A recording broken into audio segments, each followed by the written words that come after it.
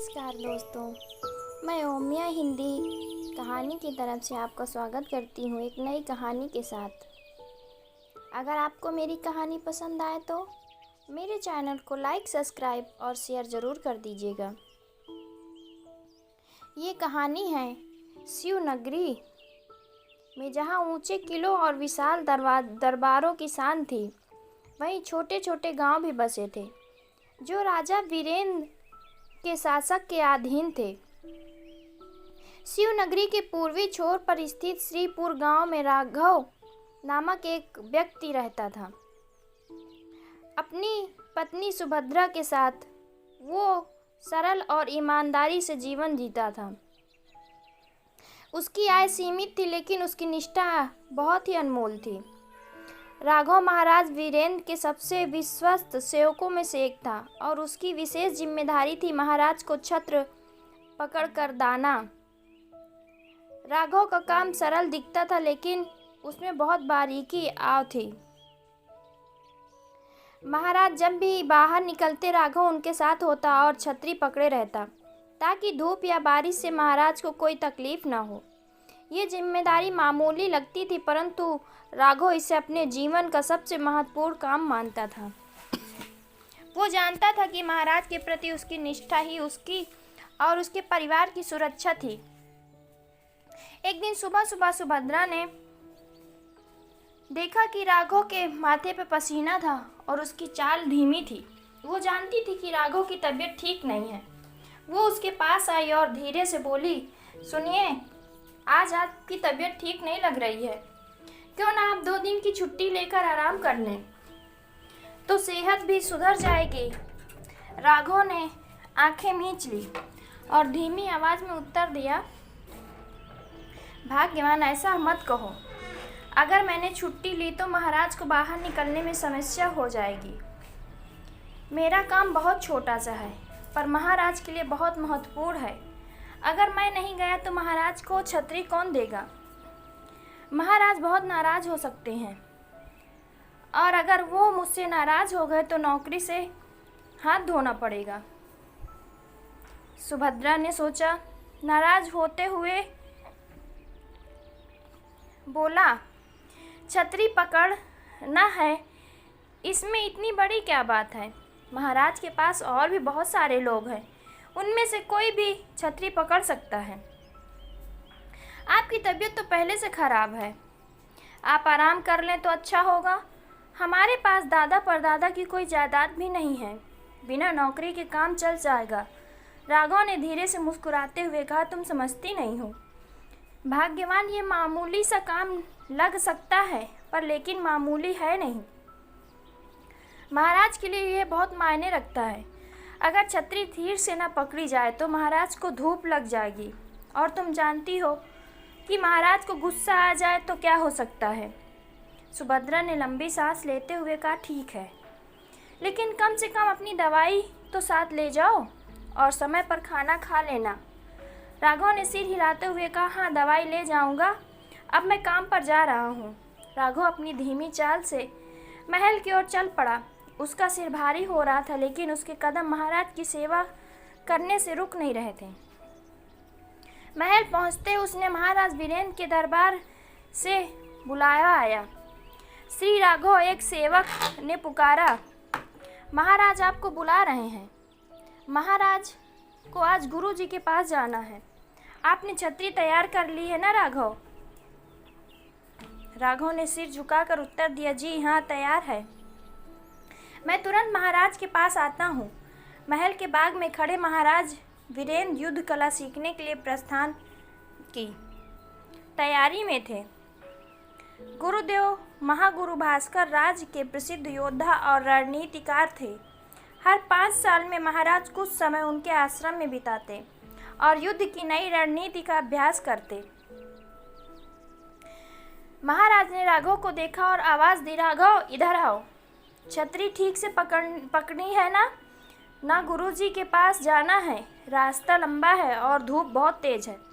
राघव ने थोड़ा झुककर उत्तर दिया, जी महाराज, पूरी तरह तैयार हूँ। महाराज ने घोड़े पर सवार होकर महल से बाहर निकलने का आदेश दिया। राघव अपने कमजोर शरीर के बावजूद छतरी पकड़े हुए उनके साथ चल पड़ा। धूप तेज हो रही थी और राघव लिए छतरी पकड़ना अब बहुत कठिन हो रहा था, लेकिन उसने अपने कर्तव्य से मुंह नहीं मोड़ा। महाराज वीरेंद्र ने उसकी धीमी चाल पर ध्यान दिया और कहा, राघव तेज चलो, तुम छतरी ठीक से नहीं पकड़ पा रहे हो। राघव ने माफ़ी मांगते हुए कहा, महाराज क्षमा कीजिए। महाराज मैं कोशिश कर रहा हूँ। मैं कुछ कहा नहीं, लेकिन उसकी आंखों में राघव की कमजोरी को लेकर चिंता झलक रही थी। रास्ते में चलते चलते महाराज ने कहा, राघव बहुत धूप है, मुझे प्यास लग रही है, कहीं रुककर पानी पीते हैं। राघव ने इधर उधर देखा और कहा, महाराज यहाँ पास में ही एक तालाब है, वहाँ रुककर पानी पी सकते हैं। महाराज ने सिर हिलाया और दोनों तालाब के पास जाकर पानी पीने लगे। महाराज ने पानी पीते हुए कहा, गला सूख गया था, अगर हम पानी नहीं पीते तो आगे नहीं बढ़ पाते। आज की धूप तो असहनीय है, ऐसा लगता है कि सूरज आग बरसा रहा है। राघव भी प्यास से बेहाल था, लेकिन उसने महाराज के पहले पानी पीने का इंतजार किया।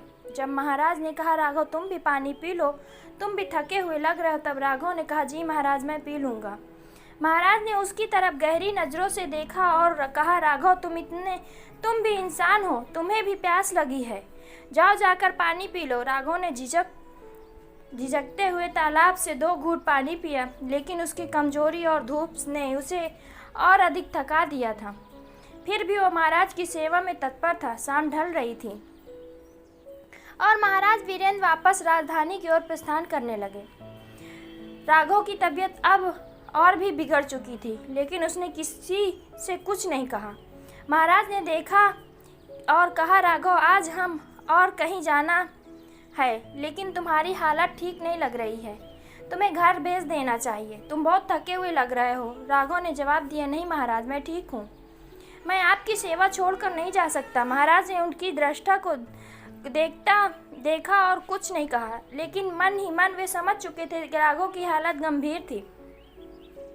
तभी एक सेवक ने आकर बताया कि महाराज राघव काम पर नहीं आ पाएगा, उन्हें तेज बुखार हो गया है और वो आराम कर रहे हैं। महाराज के चेहरे पर चिंता छा गई। उन्होंने कहा, राघव का आना असंभव लगता है, उसे इतनी तेज बुखार में भी काम पर आने की क्या जरूरत थी। सेवक ने उत्तर दिया, महाराज वो आपकी सेवा को अपना धर्म मानते हैं, शायद इसीलिए महाराज ने आदेश दिया उसे आराम करने दो, लेकिन हम किसी और को छत्र पकड़ा देने के लिए तैयार करें। शिवनगरी में शांति थी, लेकिन ये शांति लंबे समय तक नहीं टिकने वाली थी। राज्य की सीमाओं के बाहर जंगलों में विद्रोही सेनाएं संगठित हो रही थी। महाराज वीरेंद्र को इसकी कुछ आहटें मिली थी, लेकिन उन्होंने इसे गंभीरता से नहीं लिया। उनके राज्य में की सेना मजबूत थी और उनके रणनीतिकारों ने विश्वास दिलाया था यह विद्रोहियों का केवल छोटा सा समूह है। उस दिन जब राघव बुखार से बेहाल घर पर आराम कर रहा था, महाराज वीरेंद्र अपने राज दरबार में महत्वपूर्ण बैठकों में व्यस्त थे। अचानक दरबार में एक घुड़सवार दौड़ता हुआ आया। उसकी सांसें फूल रही थी, चेहरा पसीने से तर-बितर था। उसने महाराज को प्रणाम किया और कहा, महाराज सीमा के पास विद्रोहियों का एक बड़ा दल इकट्ठा हो रहा है, वे जल्द ही राज पर आक्रमण कर सकते हैं। महाराज वीरेंद्र ने गंभीरता से पूछा, क्या तुम ये सुनिश्चित कर सकते हो कि यह सिर्फ एक अफवाह नहीं है? घुड़सवार ने सर हिलाकर कहा, महाराज ये कोई अफवाह नहीं है, हमारे गुप्तचरों ने यह पक्का किया है। उनकी सेना तेजी से बढ़ रही है और उनके पास अच्छे हथियार भी हैं। महाराज ने अपने सेनापति रुद्र को बुलाया। रुद्र एक वीर और अनुभवी योद्धा था, जो हमेशा राजा के हर संकट में साथ खड़ा रहता था। महाराज ने आदेश दिया, रुद्र जाओ और विद्रोही सेना के बारे में पूरी जानकारी लेकर आओ। मैं चाहता हूँ कोई भी चूक ना हो। हमें तैयारी करनी होगी, लेकिन बिना सही सूचना के हम कुछ नहीं कर सकते। रुद्र ने सिर झुकाकर कहा, जी महाराज मैं अभी आता हूँ। इसी बीच राघव अपने बिस्तर पर पड़ा हुआ था। उसकी तबीयत में कोई सुधार नहीं हो रहा था। उसकी पत्नी सुभद्रा उसकी देखभाल कर रही थी, लेकिन राघव के मन में महाराज और उनके राज्य की चिंता थी। वो जानता था उसकी अनुपस्थिति में कोई और छत्र वाहक महाराज की सेवा कर रहा होगा, लेकिन उसकी आत्मा बेचैन थी। वो महाराज के प्रति अपनी जिम्मेदारी निभाने में असमर्थ महसूस कर रहा था। राघव ने अपने मन में सोचा, अगर महाराज को मेरी ज़रूरत होती तो मैं कैसे उनकी मदद कर पाऊंगा। मेरी इस बीमारी मुझे कमज़ोर कर दिया, लेकिन मुझे उनका साथ देना चाहिए। सुभद्रा ने उसकी चिंता को भांप लिया और कहा, आप आराम कीजिए, महाराज के पास आपके अलावा बहुत से लोग हैं, वे आपकी तबीयत को समझते हैं। पहले आप ठीक हो जाइए, फिर काम की चिंता कीजिए। राघव ने धीरे से उत्तर दिया, भाग्यवान तो तुम सही कहती हो, लेकिन मुझे इस बात का डर है कि कहीं महाराज को कोई मुसीबत ना आ जाए। अगर मैंने उन्हें निराश किया तो मैं खुद को कभी माफ़ नहीं कर पाऊंगा। सुभद्रा ने उन्हें समझाते हुए कहा, महाराज आपके प्रति सच्चे हैं, उन्होंने आपको हमेशा सम्मान दिया है। अगर आपको उनकी सेवा करनी है तो पहले सेहत का ख्याल रखो। महाराज को भी ये बात समझनी चाहिए कि आप बीमार हैं। राघव ने सिर हिलाया और बिस्तर पर लेट गया। उसकी आंखों में चिंता साफ दिख रही थी। दरबार में द्रोही सेना की खबर के बाद महाराज वीरेंद्र चिंतित थे। उन्होंने तुरंत सभी महत्वपूर्ण अधिकारियों की बैठक बुलवाई।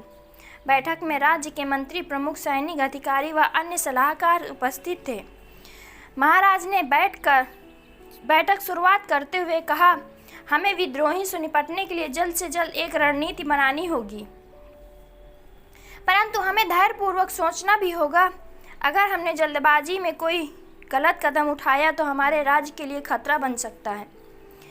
सेनापति रुद्र ने अपनी बात रखते हुए कहा, महाराज हमें पहले ये सुनिश्चित करना होगा कि विद्रोहियों का असली इरादा क्या है। अगर वे हमारे राज्य पर आक्रमण करना चाहते हैं तो हमें अपनी सेनाओं पर तैयार करना होगा, परंतु अगर उनका मकसद केवल दहशत फैलाना है तो हमें उनकी कूटनीति तरीके से समझना चाहिए। महाराज वीरेंद्र ने गंभीरता से सुना और फिर अपनी राय दी। विद्रोही सेना कोई साधारण समूह नहीं है, वे संगठित तरीके से काम कर रहे हैं और हमारे पास समय कम है। लेकिन मुझे लगता है कि हमें बिना रक्तपात के इस समस्या का समाधान निकालना चाहिए। हमें अपनी सेना को तैयार रखना होगा, लेकिन साथ ही कुछ गुप्तचरों को उनके बीच भेजना होगा ताकि उनकी मंशा का पता लग सके। सभा में सबने महाराज के सुझाव का समर्थन किया। इसके बाद महाराज ने आदेश दिया कि सीमाओं पर सेना तैयार की जाए, लेकिन युद्ध की स्थिति अभी ना बने। इसके अलावा कुछ गुप्तचरों को विद्रोही सेना में भेजने की योजना बनाई गई। विद्रोही सेना का नेता संग्राम था। संग्राम एक बलशाली और चतुर नेता था, जिसने कई वर्षों तक जंगलों में रहकर अपनी सेना को संगठित किया था। उसने गरीब और हाशिए पर रह रहे किसानों और श्रमिकों को अपने साथ जोड़ा था, जो राज्य की नीतियों से असंतुष्ट थे। उसकी सेना धीरे धीरे बढ़ती जा रही थी। वो शिवनगरी के शासक को चुनौती देने की योजना बना रहा था। एक दिन महाराज वीरेंद्र के गुप्तचर संग्राम के शिविर में पहुंच गए। वे संग्राम से मिलने के बहाने आए थे ताकि उनकी मंशा का पता लगा सकें। संग्राम ने उन्हें अपने बैठक में बुलाया और पूछा, तुम कौन हो, यहाँ क्यों आए हो? गुप्तचरों ने विनम्रता से उत्तर दिया, हम व्यापारी हैं और आपके बारे में बहुत सुना है। हम आपकी ताकत और सेना से प्रभावित हैं।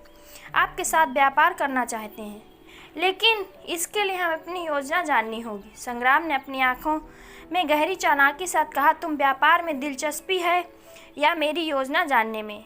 मेरे पास छिपाने के लिए कुछ नहीं है। मैं शिवनगरी के महाराज से सीधी टक्कर लेने आया हूँ। उनके शासन ने मेरे लोगों को पर अत्याचार किया है। अब समय आ गया है हम अपनी ज़मीन वापस ले। गुप्तचरों ने देखा कि संग्राम की सेना मजबूत हो चुकी थी और उसका इरादा बहुत ही स्पष्ट था। वो शिवनगरी पर आक्रमण की योजना बना रहा था। गुप्तचर अपनी रिपोर्ट लेकर महाराज वीरेंद्र के पास लौट आए। उन्होंने संग्राम की पूरी योजना बताई, जिससे पहले महाराज को विद्रोहियों के असली मंशा का पता चल गया। महाराज ने तुरंत एक नई रणनीति बनाई। उन्होंने निश्चय किया कि विद्रोहियों से लड़ाई से पहले संग्राम से व्यक्तिगत रूप से मिलकर इस समस्या का हल निकालने का प्रयास करेंगे। महाराज ने अपने कुछ वरिष्ठ सलाहकारों के साथ एक बैठक की, जिसमें इस योजना पर चर्चा की गई कि उन्होंने निर्णय लिया कि वे एक शांतिपूर्ण समझौते की कोशिश करेंगे। अगर संग्राम तैयार हो जाता है तो युद्ध की आवश्यकता नहीं पड़ेगी, लेकिन अगर वो नहीं मानता तो राज्य की सेना पूरी तरह तैयार रहेगी। महाराज ने राघव की तबीयत के बारे में पूछा। उन्हें बताया गया कि राघव की स्थिति अब भी गंभीर है, वो काम पर नहीं आ पा सकता। महाराज ने कहा, राघव को तुरंत वैद्य के पास ले जाओ, वो हमारी सेना का एक महत्वपूर्ण हिस्सा है। भले ही उसका काम छत्र पकड़ा देने का है, लेकिन उसकी वफादारी हमें हर दिन प्रेरित करती है। हमें उसकी तबीयत को नज़रअंदाज नहीं करना है। कुछ दिन बीत गए और राघव की तबीयत में धीरे धीरे सुधार होने लगा। उसकी पत्नी सुभद्रा ने उसकी बहुत देखभाल की और वैद्य जी की दवाइयों ने भी काम किया। एक सुबह राघव उठा। उसने महसूस किया कि उसकी तबीयत में सुधार है। वो धीरे धीरे खड़ा हुआ और सुभद्रा से कहा, मैं ठीक महसूस कर रहा हूँ, मुझे काम पर जाना है, महाराज को मेरी बहुत ज़रूरत है। सुभद्रा ने उसे फिर समझाने की कोशिश की, राघव अभी तुम पूरी तरह से ठीक नहीं हो, थोड़ा और आराम कर लो, महाराज तुम्हें समझेंगे। लेकिन राघव की जिद थी। उसने कहा, नहीं भाग्यवान, मैं महाराज को कभी निराश नहीं किया और अब भी नहीं करूँगा, मुझे उनकी सेवा में लौटना होगा। सुभद्रा ने उसकी बात मान ली, लेकिन उसकी आंखों में चिंता थी। राघव ने धीरे धीरे तैयार होकर महल की ओर प्रस्थान किया। महाराज वीरेंद्र और राघव ने संग्राम के साथ एक बैठक का आयोजन किया। वो शिव नगरी के जंगल के पास एक खुली जगह पर होना था, जहां दोनों सेनाएं तैनात थी। राघव ने इस बैठक में महाराज के साथ जाने का निर्णय किया, क्योंकि उसकी अनुपस्थिति में कुछ गलत हो सकता था। महाराज और संग्राम के बीच बातचीत शुरू हुई। महाराज ने शांतिपूर्वक तरीके से संग्राम को समझाने की कोशिश की। संग्राम, तुम्हारा क्रोध उचित हो सकता है, लेकिन रक्तपात से किसी का लाभ नहीं होगा। हमें बैठकर इस समस्या का समाधान ढूंढना होगा। मैं तुम्हारे लोगों की समस्या को समझाने के लिए तैयार हूँ। संग्राम ने हंसते हुए उत्तर दिया, महाराज आपकी बातें सुनने में अच्छी लगती, लेकिन मुझे आपके वादे पर विश्वास नहीं है। हमें हमारी ज़मीन चाहिए, हमारे लोगों के अधिकार। महाराज वीरेंद्र ने गंभीरता से कहा, अगर हम युद्ध में उतरते हैं तो ये राज्य के लिए नुकसानदेह होगा और तुम्हारे लोगों के लिए भी, लेकिन अगर हम साथ बैठकर इसे सुलझा ले तो ये हमारे राज्य और तुम दोनों के लिए फ़ायदेमंद होगा। ये बातचीत कई घंटों चली और अंत में संग्राम ने यह महसूस किया कि महाराज वीरेंद्र युद्ध नहीं चाहते। उसने थोड़ी नरमी दिखाई और समझौते के लिए तैयार हो गया, लेकिन उसने कुछ शर्तें रखी जिस पर महाराज को विचार करना था। संग्राम और महाराज वीरेंद्र के बीच बातचीत के बाद विद्रोहियों के साथ शांति समझौते की संभावना उभर कर आई। महाराज वीरेंद्र ने संग्राम की बात को ध्यान से सुना और महसूस किया, कुछ मामलों में विद्रोही नेता की मांगें उचित थी। राज्य के गरीब और पिछड़े इलाके में सही समय पर समाधान और मदद नहीं पहुंचाने के कारण वो लोग विद्रोही बन गए। संग्राम ने अपनी सेना को संगठित कर इस असंतोष का फायदा उठाया। महाराज ने अपनी ओर से प्रस्ताव दिया, संग्राम ने, मैं तुम्हारी मांगों पर विचार करूंगा। तुम्हारे लोग भी हमारी प्रजा हैं और उनके अधिकारों की रक्षा करना मेरा कर्तव्य है। तुम अपने हथियार नीचे रख दो। और एक समझौते पर हस्ताक्षर करके संग्राम थोड़ी देर तक चुप रहा। फिर उसने उत्तर दिया, ठीक है महाराज, मैं आपके प्रस्ताव को स्वीकार करता हूँ, लेकिन अगर आपने अपनी बात से पलट गए तो हम वापस आएंगे और इस बार बिना किसी चेतावनी के हमला करेंगे। महाराज ने गंभीरता से कहा, तुम्हें मेरा ये वचन है, मैं अपने राज की प्रजा के लिए किसी भी हद तक जा सकता हूँ। तुम्हारे लोगों के अधिकारों की रक्षा के लिए मैं प्रतिबद्ध हूँ।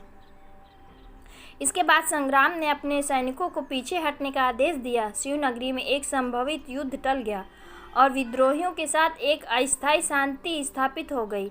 महाराज ने अपनी सेना को सीमा पर तैयार रखा ताकि किसी भी अप्रत्याशित स्थिति का सामना किया जा सके, लेकिन उन्हें युद्ध की तैयारी से रोक दिया। समझौते के बाद महाराज वीरेंद्र ने अपनी सभी विश्वस्त सेवकों के एक दरबार में बुलाया। राघव भी इस सभा का हिस्सा था, लेकिन उसकी तबीयत अब भी पूरी तरह ठीक नहीं थी। महाराज ने सभा में राघव को बुलाया और कहा, राघव, तुम्हारे निष्ठा और समर्पण के कारण आज हम एक बड़े संकट से बच पाए। तुम्हारी बीमारी के बावजूद तुमने अपनी जिम्मेदारी निभाई है। मैं तुम्हारी इस सेवा भाव की सराहना करता हूँ। राघव ने विनम्रता से सिर झुकाते हुए उत्तर दिया, महाराज ये मेरा कर्तव्य है। मैंने कुछ भी विशेष नहीं किया, मेरी सेवा आपकी कृपा का फल है। महाराज ने मुस्कुराते हुए कहा, तुम्हारी विनम्रता ही तुम्हें और महान बनाती है। राघव, अब तुम्हें कुछ समय के लिए आराम करना चाहिए। तुम्हारी सेहत हमारे लिए महत्वपूर्ण है। राज की जिम्मेदारियां बहुत हैं और हमें तुम्हारी आवश्यकता है। राघव ने सिर हिलाया और महाराज के आदेश का पालन किया, लेकिन उसके दिल में एक बात थी। महाराज ने उसे इतना मान और सम्मान दिया था, फिर भी वो कभी कभी अपने आप को असमर्थ महसूस करता था। उसकी गरीबी ने उसे ये सिखा दिया कि इंसान चाहे कितना भी मजबूत क्यों न हो, उसकी सीमाएं होती हैं। कुछ दिन बाद राघव और सुभद्रा अपने घर पर आराम कर रहे थे। सुभद्रा राघव की देखभाल कर रही थी और उसकी सेहत को लेकर चिंतित थी। उसी समय सुभद्रा ने एक अजीब सी बात कही जो राघव को चौंका गई। सुभद्रा ने कहा, आपने महाराज की सेवा में इतना समय दिया है, क्या आप कभी सोचते कि एक दिन के लिए महाराज बनना कैसा होगा?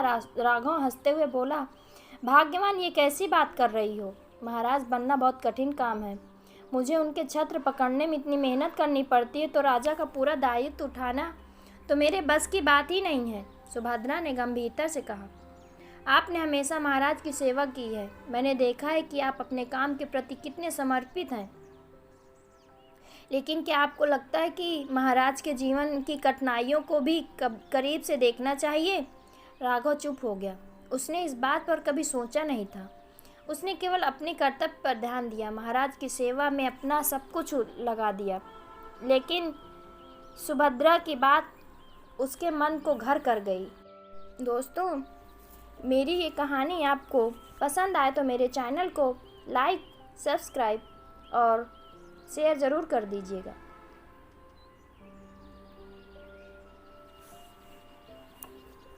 आपको एक दिन के लिए राजा बनने का मौका दिया तो क्या आप उसे स्वीकार करेंगे? राघव ने कुछ देर सोचा, फिर कहा, मैं महाराज से इस बारे में कैसे कह सकता हूँ? ये बहुत बड़ी बात है, और अगर महाराज नाराज हो गए तो मेरी नौकरी भी जा सकती है। सुभद्रा ने उसे आश्वस्त किया और कहा, चिंता मत करिए, महाराज आपको इतना मान देते हैं। अगर आप उन्हें ये बात बताएंगे तो शायद आपकी ख्वाहिश पूरी कर दें। हो सकता है इस अनुभव से आप कुछ नया सीखें। राघव असमंजस में पड़ गया, लेकिन उसने सुभद्रा की बात मानने का फैसला किया। अगले दिन जब वह महाराज की सेवा में उपस्थित हुआ तो उसने हिम्मत जुटाकर महाराज से ये बात कही। राघव ने महाराज के सामने घुटने टेकते हुए कहा, महाराज, मेरी एक विनती है, लेकिन मुझे डर है कि आप कहीं इसे गलत न समझें। महाराज ने उसे ध्यान से देखा और कहा, राघव, तुम मेरी सेवा इतने वर्षों से कर रहे हो, तुम्हारी हर बात के लिए महत्वपूर्ण है। तुम खुलकर अपनी बात कहो। राघव ने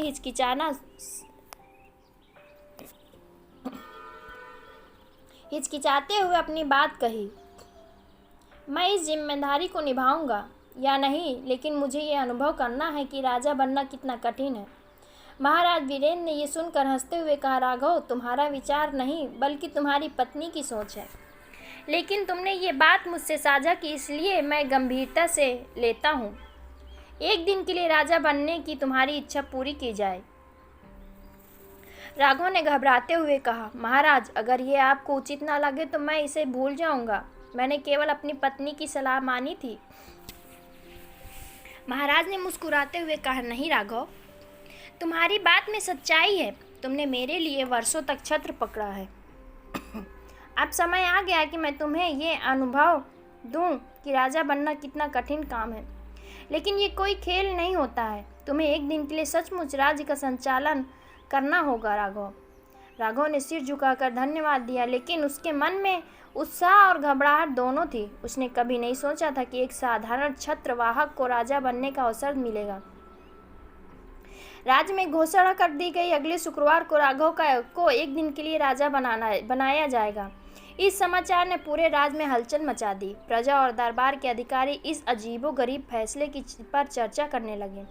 कुछ लोग ये सोचकर हंस रहे थे कि एक छत्रवाहक कैसे राजा बन सकता है, तो कुछ लोग उत्सुक थे कि राघव इस चुनौती का सामना कैसे करेगा। अपने अधिकारियों से कहा राघव को एक दिन के लिए राजा बनने दिया जाए, लेकिन याद रखना वो सिर्फ दिखावे के लिए नहीं बनेगा। उसे राज के सभी मामलों में निर्णय लेना होगा और तुम सभी उसकी आज्ञा का पालन करोगे। शुक्रवार की सुबह राघव को दरबार में लाया गया। उसे राजा के वस्त्र पहनाए गए और सिंहासन पर बैठने के लिए कहा गया। महाराज वीरेंद्र ने अपनी तलवार उसे सौंपी और कहा, आज से कल सुबह तक तुम इस राज्य के महाराज हो। जो भी निर्णय तुम लोगे वो मान्य होगा। ये देखना तुम्हारे लिए एक अनुभव है कि राजा बनना कितना कठिन काम है।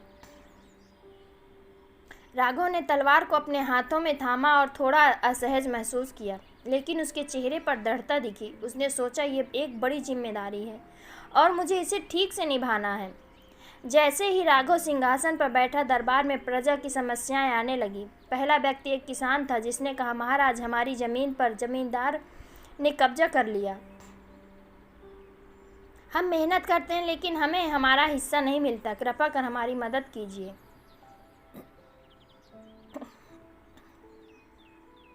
राघव ने गहरी सांस लेते हुए कहा, जमींदार कौन है और उसने तुम्हारी ज़मीन पर कब्जा कैसे किया?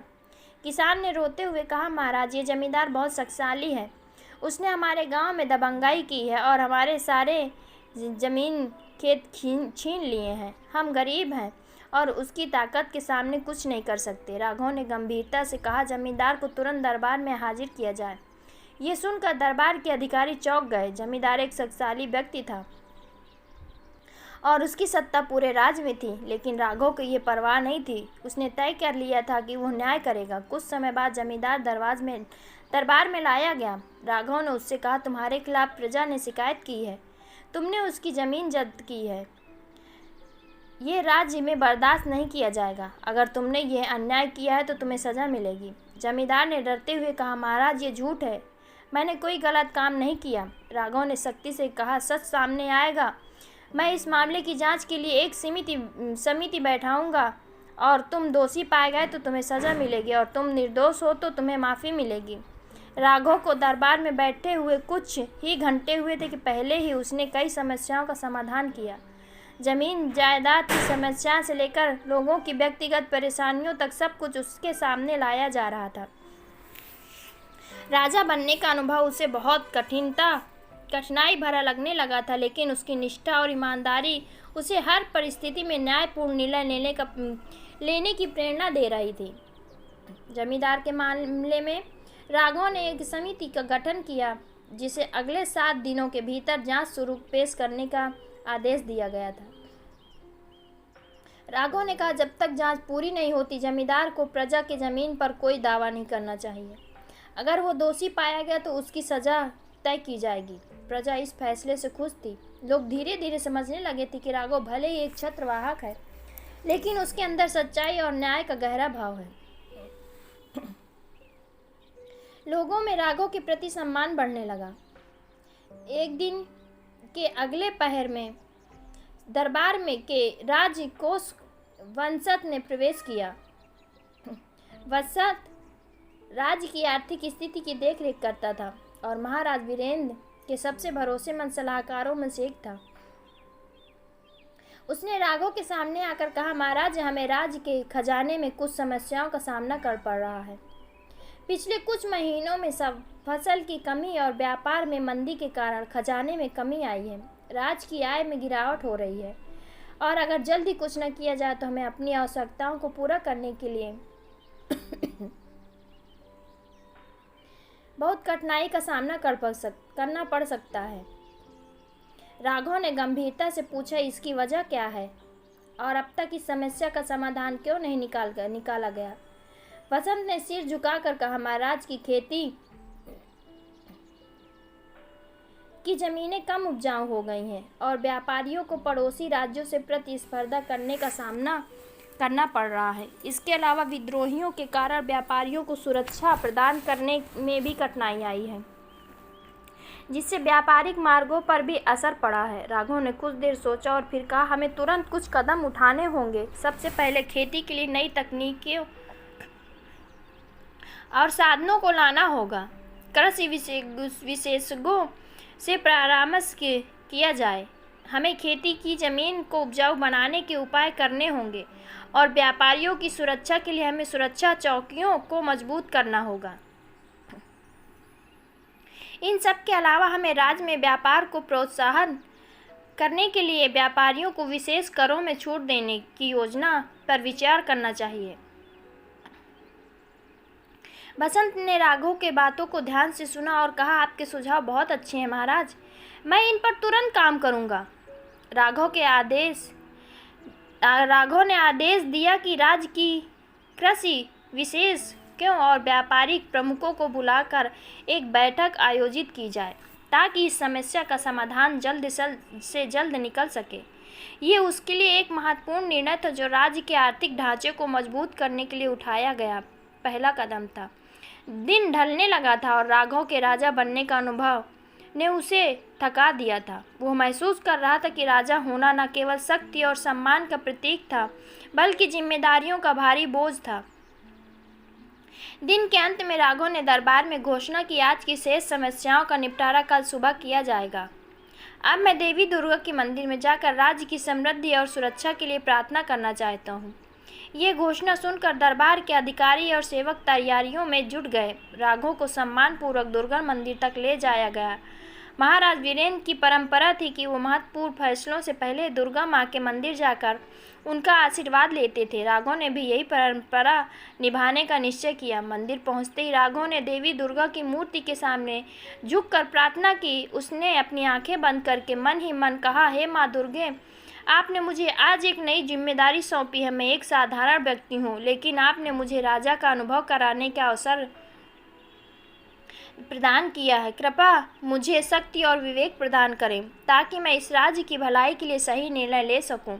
राघव की प्रार्थना के बाद पुजारी ने उसे आशीर्वाद दिया और कहा, महाराज, आपकी भक्ति और निष्ठा ने माँ दुर्गा को प्रसन्न किया है। राज्य की समृद्धि और सुरक्षा निश्चित होगी और आप एक महान महाराज की तरह फैसले लेंगे। राघव ने मंदिर से लौटते समय मन ही मन सोचा कि एक महत्वपूर्ण दिन है, मुझे अपनी जिम्मेदारी और भी समझदारी से निभानी होगी। जब राघव मंदिर से लौटकर महल वापस पहुंचा तो शाम तक हो चुका था। सेवक और दरबार के अधिकारी उसके आदेशों का पालन कर रहे थे, लेकिन कुछ लोग अब भी उसे संदेह की नज़र से देख रहे थे। राघव ने सभी को देखा और कहा, महत्वपूर्ण आदेश जारी किया। सेनापति, आज रात को आप मेरे साथ नगर के भ्रमण पर चलेंगे, लेकिन इस बार मैं चाहूँगा कि आप छतरी पकड़ें। सेनापति रुद्र ये सुनकर चौंक गए। उन्होंने पहले कभी ऐसा आदेश नहीं सुना था। रुद्र ने सिर झुकाकर कहा, महाराज, ये काम मेरे लिए नया है, लेकिन आपके आदेश का पालन किया जाएगा। राघव ने मुस्कुराते हुए कहा, सेनापति, मैं ये चाहता हूँ कि आप ये अनुभव करें कि महाराज के छत्र को पकड़ने का काम कितना महत्वपूर्ण और चुनौतीपूर्ण है। ये केवल एक दिखावे का काम नहीं बल्कि एक महान जिम्मेदारी है। रुद्र ने सिर झुकाकर और राघव के साथ नगर भ्रमण के लिए छतरी पकड़ने को तैयार हुआ। जब राघव ने नगर का दौरा किया तो उसने देखा कि लोग उसके प्रति बहुत सम्मान दिखा रहे थे। सेनापति को छतरी पकड़ते देख लोगों को भी अचंभव हुआ, लेकिन ये राघव की नई सोच और नेतृत्व का प्रतीक था। नगर भ्रमण के बाद राघव ने दरबार में वापस आकर कुछ महत्वपूर्ण निर्णय लिए। सबसे पहला निर्णय था गरीब किसानों के लिए भूमि का दान। उसने कहा, हमारे राज्य में कई गरीब किसान बिना जमीन के संघर्ष कर रहे हैं। ये राज्य का कर्तव्य है कि उनके लिए कुछ किया जाए। इसलिए मैं आज से घोषणा करता हूँ कि राज्य की खाली पड़ी जमीन में से कुछ हिस्से को गरीब किसानों में बांटा जाए ताकि वे अपनी जीविका कमा सकें। ये घोषणा सुनकर दरबार के सभी अधिकारी और किसान बहुत खुश हुए। ये राघव के नेतृत्व का एक महान निर्णय था जिससे राज्य में किसानों की स्थिति और सुधार होने लगी। इस निर्णय के बाद राघव ने आदेश दिया कि इस योजना को तुरंत लागू किया जाए और किसानों को उनकी ज़मीनों का अधिकार दिलाने के लिए एक समिति का गठन किया जाए। दिन भर की गतिविधियों के बाद राघव अपने महल के कक्ष में विश्राम करने के लिए गए। उसकी पत्नी सुभद्रा उसके साथ थी। सुभद्रा ने पूछा, आज का दिन कैसा रहा? राघव ने थके हुए स्वर में उत्तर दिया, ये दिन मेरे जीवन का सबसे महत्वपूर्ण दिन था। मैंने आज ये समझा कि राजा बनना कितना कठिन है। ये केवल शक्ति और सम्मान का प्रतीक नहीं बल्कि इसमें जिम्मेदारियों का एक भारी बोझ है। मैं एक दिन के लिए राजा बनकर बहुत सीख चुका हूँ। सुभद्रा ने मुस्कुराते हुए कहा, मैं जानती थी कि आप ये जिम्मेदारी बहुत अच्छी तरह से निभाएंगे। आपकी निष्ठा और ईमानदारी ने हमेशा आपको सही रास्ते पर दिखाया। राघव ने सोचा, अगर मुझे इस राज्य का राजा बनना होता तो मैं शायद ये जिम्मेदारी उठा नहीं पाता, लेकिन महाराज वीरेंद्र ने मुझे ये अवसर देकर मेरी आंखें खोल दी। सुभद्रा ने कहा, आपने आज कई महान फैसले लिए हैं, प्रजा आपसे प्रसन्न है और महाराज भी आपके निर्णय से बहुत खुश हैं। राघव ने मुस्कुराते हुए कहा, मुझे खुशी है कि मैंने कुछ अच्छा किया, लेकिन अब समय आ गया कि मैं फिर से अपने असली काम पर लौट लूँ। मैं एक साधारण छत्रवाहक हूँ और मेरी यही पहचान है। अगली सुबह महाराज वीरेंद्र दरबार में लौटे। उन्होंने राघव से कहा, राघव, तुम्हारे एक दिन के शासन ने मुझे बहुत कुछ सिखाया है। तुमने जो कुछ निर्णय लिया है वे न केवल समझदारी भरे थे बल्कि न्यायपूर्ण भी थे। तुम्हारी निष्ठा और कर्तव्यपरायणता ने मुझे गर्व से भर दिया है। राघव ने कहा, महाराज के सामने सिर झुकाते हुए, महाराज, आपका आशीर्वाद था कि मैं ये सब कर पाया। मैं तो बस अपने कर्तव्य का पालन करता रहा।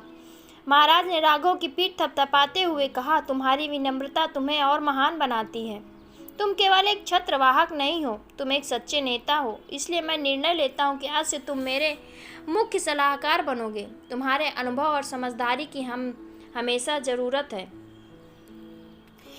ये सुनकर राघव की आंखों में खुशी और आभार छलक आया। उसने फिर से महाराज का आभार व्यक्त किया और अपने नए पद को स्वीकार किया। राघव अब छत्रवाहक से महाराज के मुख्य सलाहकार बन चुका था। राघव अब मुख्य सलाहकार बनकर उसकी विनम्रता और सादगी पहले जैसी ही थी। उसने अपने नए पद की पूरी निष्ठा के साथ निभाने का संकल्प लिया। उसकी पत्नी सुभद्रा भी इस नए बदलाव में खुश थी। अब दोनों एक नई जिम्मेदारी के साथ जी रहे थे। राघव की यह यात्रा एक साधारण छत्रवाहक से एक दिन का राजा बनने और फिर महाराज के मुख्य सलाहकार बनने तक थी।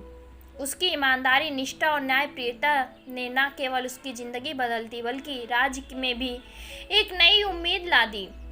राघव अब जानता था कि सच्ची ताकत केवल पद या सत्ता नहीं होती बल्कि कर्तव्य, न्याय और निष्ठा में भी होती है।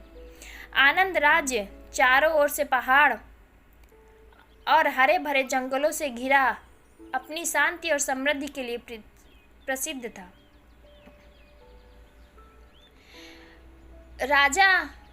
राणा प्रताप सिंह का राज्य वैभव और न्याय के प्रतीक माना जाता था। राजा के पास होशियार मंत्री वीरभद्र था जिसने राज्य की प्रशासनिक व्यवस्था को संभाल रखा था।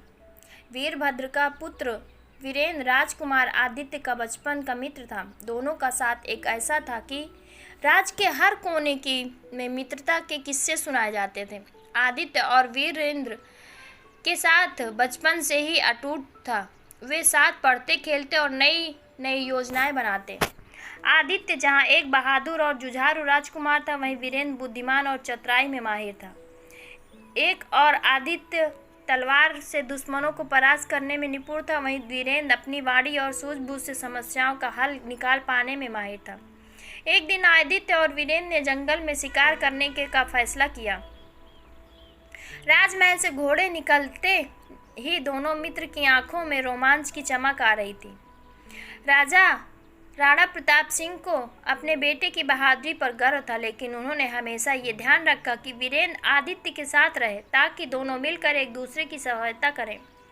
जंगल की ठंडी हवाओं ने दोनों को रोमांचित कर दिया था। आदित्य और वीरेंद्र ने घोड़े तेजी से दौड़ाया। उनकी आंखों हर दिशा में घूमती रही जैसे वे शिकार को ढूंढने का प्रयास कर रहे हों, लेकिन शिकार उनकी पहुंच से दूर था। दोपहर होते होते सूरज की तपिश बढ़ने लगी और आदित्य को तेज प्यास महसूस हुई। वीरेंद्र ने आदित्य को आराम करने के लिए कहा, लेकिन आदित्य ने अपना मन शिकार पर ही केंद्रित रखा। कुछ देर और जंगल में चलते रहे, लेकिन पानी का कोई स्रोत उन्हें नहीं मिला। आदित्य वीरेंद्र ने घोड़े की लगाम खींचते हुए कहा, तुम यहाँ रुकना चाहिए, मैं पानी ढूंढ कर लाता हूँ। आदित्य थकान के बावजूद अपनी जिद पर अड़ा रहा, लेकिन वीरेंद्र ने जब देखा कि आदित्य की हालत खराब हो रही थी, उसने उसे एक पेड़ की छांव में बिठाया और खुद पानी की तलाश में निकल पड़ा। वीरेंद्र जंगल में दौड़ाया बहुत दूर निकल गया। कुछ दूर चलने के बाद उसे एक पुराना और वीरान सा बगीचा नजर आया। बगीचे के बीचों बीच एक कुआं था जिसके चारों ओर घास और जंगली पौधे उगाए थे। वीरेन ने घोड़े से उतरकर कुएं की ओर कदम बढ़ाया। पानी की बाल्टी खींचने के लिए एक रस्सी बांधी हुई थी। उसने जल्दी से कुएं से पानी निकाला, अपनी प्यास बुझाई। फिर एक बाल्टी में पानी भरकर वो आदित्य के पास वापस चल पड़ा। लेकिन जैसे ही वीरेन पानी लेकर लौटा, उसकी नज़र कुएं की दीवार पर बनी हुई एक अद्भुत और रहस्यमयी तस्वीर पर पड़ गई। तस्वीर किसी सुंदर लड़की की थी जिसकी आंखें गहरे रहस्य और अद्वितीय सौंदर्य से भरी हुई थी। वीरेन कुछ पल के लिए उस तस्वीर में खो गया। लड़की के चेहरे पर एक ऐसा आकर्षण था जैसे कि वे जीवित हो और किसी अनजान कारण से वो वहाँ बंदी हो। वीरेन ने खुद को संभाला और जल्दी से आदित्य के पास वापस आया। जब वीरेन वापस लौटा तो आदित्य की हालत काफ़ी बिगड़ चुकी थी। उसने जल्दी से आदित्य को पानी पिलाया और आदित्य ने गहरी सांस लेकर राहत की अनुभूति की। लेकिन आदित्य की आंखों में सवाल ये था कि पानी कहाँ से लाए हो। वीरेन ने उत्साहित होकर बताया कि थोड़ी दूर में एक बगीचा है, वहाँ एक पुराना कुआं है, वहीं से मैं पानी लाया हूँ। लेकिन आदित्य, तुमने उस कुएं की दीवार पर बनी तस्वीर देखी हो तो तुम भी चौंक जाते। आदित्य ने आश्चर्य से कहा, तस्वीर? कैसी तस्वीर? वीरेन ने जवाब दिया, एक लड़की की तस्वीर जिसने मुझे भी कुछ समय के लिए हैरान कर दिया। उसकी आंखों में कुछ ऐसा था जो सामान्य नहीं था, जैसे वो तस्वीर अपने में एक रहस्य छिपाए हो। मुझे नहीं पता वो तस्वीर कितनी पुरानी है, लेकिन ऐसा लगता है कि कोई साधारण लड़की नहीं है। आदित्य ने कुछ सोचकर कहा, चलो मुझे वो तस्वीर दिखाओ, मुझे देखना है वो कौन है। वीरेन ने कुछ हिचकते हुए आदित्य को सहमति दी और दोनों बगीचे की ओर वापस चल पड़े। और वीरेन बगीचे में पहुंचे। आदित्य की नज़र तुरंत उस तस्वीर पर पड़ी। वो तस्वीर जितनी वीरेन के लिए अद्भुत थी, आदित्य के लिए उससे भी ज़्यादा अद्भुत निकली। आदित्य की नज़र उस लड़की की आंखों में जा ठहरी। ऐसा लगा मानो उसकी आंखें किसी गहरे दुख या इंतजार का व्यक्त कर रही हो। आदित्य अपने होश खो बैठा। अगर ये तस्वीर इतनी सुंदर है, आदित्य ने धीमी आवाज़ में कहा, तो लड़की असल में कितनी सुंदर होगी। मुझे उससे प्रेम हो गया है, अब मैं उसी से विवाह करूंगा। वीरेन ये सुनकर हतप्रभ हो गया। उसने आदित्य को समझाने की कोशिश की, राजकुमार, ये तस्वीर कब की है ये भी हमें नहीं पता हो सकता है। वो लड़की अब जीवित भी होगी या नहीं, किसी को नहीं पता। यूं ही नकली तस्वीर बना दी, हमें सोचना चाहिए हम इस रहस्य का पीछा किस तरह करें। ये सिर्फ एक तस्वीर है। लेकिन आदित्य ने उसकी बात को नज़रअंदाज करते हुए कहा, अगर वो लड़की मर चुकी है तो मैं भी यहीं अपनी जान दे दूंगा। मैं उसके बिना जीवित नहीं रह सकता। अगर तुम मेरे सच्चे मित्र हो तो उसका पता लगाओ। मैं तभी यहाँ से जाऊँगा जब तुम उसे मेरे पास लेकर आओगे। वीरेन ने आदित्य की हालत देखी तो वो डर गया। वो जानता था कि आदित्य ने ऐसा कदम उठाया है तो उसके राज्य और परिवार के लिए विनाशकारी होगा। आदित्य की जिद देखते हुए वीरेन ने ठान लिया कि इस रहस्यमयी तस्वीर वाली लड़की का पता जरूर लगाएगा। इसके लिए उसे किसी भी हद तक जाना पड़ेगा तो वो जरूर जाएगा। आदित्य वीरेन से कहा, मैं तुम्हारे लिए इस लड़की का पता लगाऊंगा, पर मुझे कुछ समय चाहिए। तुम यहीं आराम करो, मैं गांव जाकर जानकारी लेकर आता हूँ। आदित्य ने सिर हिलाकर सहमति जताई और पेड़ की छांव में बैठ गया। वीरेन ने घोड़े पर चढ़ते हुए आखिरी बार आदित्य की ओर देखा और फिर जंगल से निकलकर गांव की ओर रवाना हो गया। वीरेन जंगल से निकलकर तेजी से गांव की ओर बढ़ रहा था। उसके मन में कई सवाल उमड़ रहे थे। वो सोच रहा था, आखिर वो लड़की कौन हो सकती है। दोस्तों, मेरी ये कहानी आपको पसंद आए तो मेरे चैनल को लाइक, सब्सक्राइब और शेयर ज़रूर कर दीजिएगा। जिसकी तस्वीर ने राजकुमार आदित्य को इतना प्रभावित किया, वो लड़की असली थी या महज किसी कलाकार की कल्पना? काश इन सवालों का जवाब उसे जल्द से जल्द मिल जाता, क्योंकि आदित्य की हालत गंभीर हो सकती थी। गांव में पहुंचते ही वीरेन ने वहां के सबसे पुराने आदमी गणेशी काका से मुलाकात की। गणेशी काका गांव के बड़े बुजुर्ग थे। उन्होंने कई सालों से इस इलाके के हर किस्से कहानी को सुना था।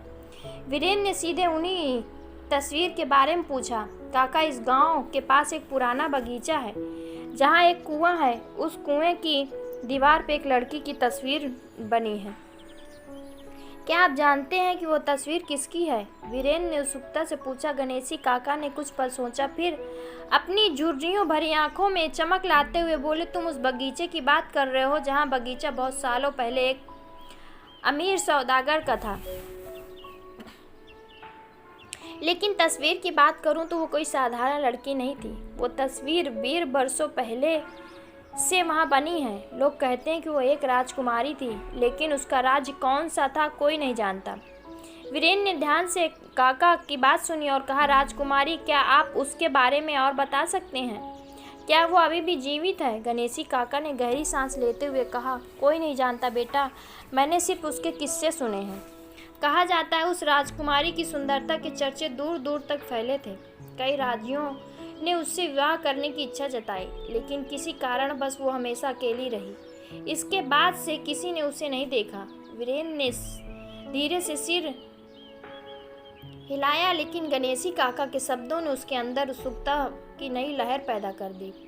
उसने काका से विदा ली और आगे की यात्रा पर निकलने का निश्चय किया। उसे पता था कि अगर आदित्य को बचाना है तो उसे इस रहस्य का समाधान जल्द से जल्द खोजना होगा।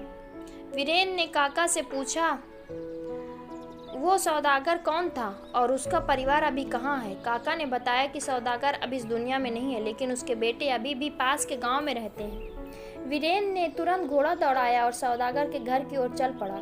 कुछ ही देर बाद वो एक बड़े लेकिन अब वीरान दिखने वाले घर के सामने आ पहुंचा। दरवाजा लकड़ी का था, जो समय के साथ कमजोर हो चुका था। वीरेन ने दरवाजा खटखटाया और कुछ क्षणों के बाद एक नौकर ने दरवाजा खोला। मैं सौदागर के परिवार से मिलना चाहता हूँ, वीरेन ने गंभीरता से कहा। नौकर ने उसे अंदर आने की इशारा किया। घर के भीतर ले गया। अंदर का माहौल उदास था, दीवारों पर धूल जमी हुई थी। घर की हालत देखकर ये साफ पता चल रहा था कि जैसे वैभव नहीं बचा। कुछ देर बाद सौदागर का बेटा रघुनाथ कमरे में आया। रघुनाथ की आंखों में दुख की लकीरें साफ दिख रही थी, जैसे उसने अपना सब कुछ खो दिया हो। आप कौन हैं और यहाँ क्यों आए हैं? रघुनाथ ने पूछा। वीरेन ने बिना समय गंवाए कहा, मुझे आपके बगीचे के बारे में पता चला है और खासकर उस कुएं की दीवार पर बनी तस्वीर के बारे में। मुझे कुछ और जानना है। ये तस्वीर किसकी और किसने उसे वहाँ बनाया है?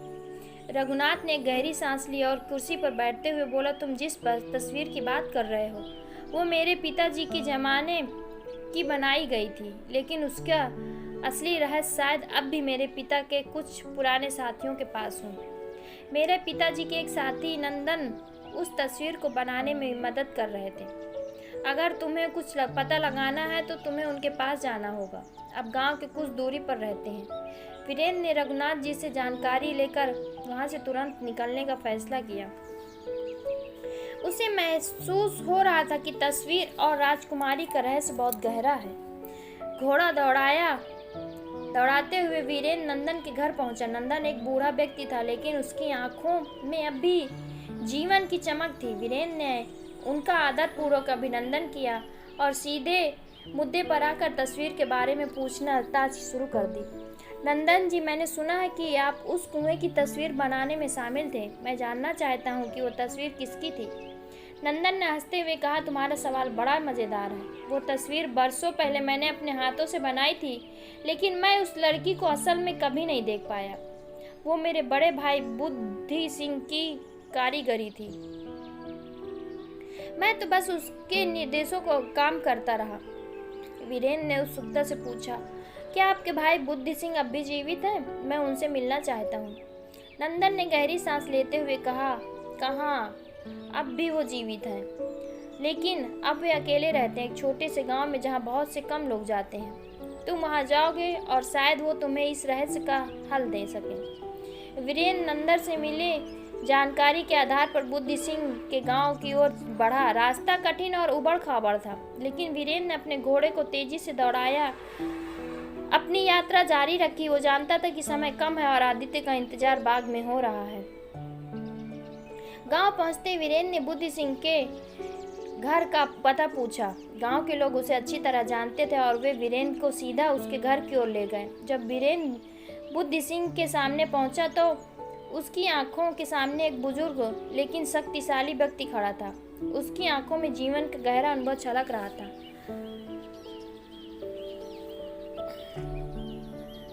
आप ही बुद्धि सिंह हैं? वीरेन ने आदरपूर्वक पूछा।